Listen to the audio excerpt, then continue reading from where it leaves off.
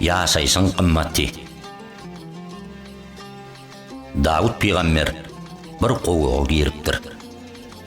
Qowoğun iç yüzünde bir adamın mazarı bolup, on başı ucundaky taxtada şeýle ýazgylar bar eken.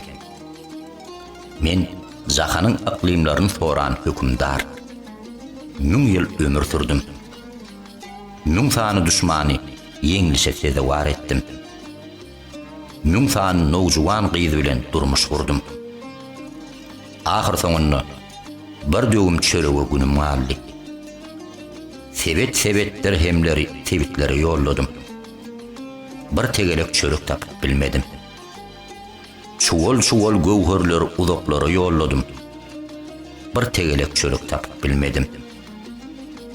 Gowherleri uňneýin owratdym.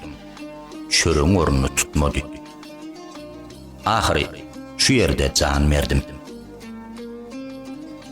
Kimin saçagyna bir döwüm çöregi bar bolsa, ýyly abadan, ojagy abad bolsa, şundan soňra ýer ýüzünde özünden baý kimdir bir bardyr öýdýän bolsa, ol ýaşaýyşyň qymmatyny başga ýerden gözleýän betbagyt adamdyr.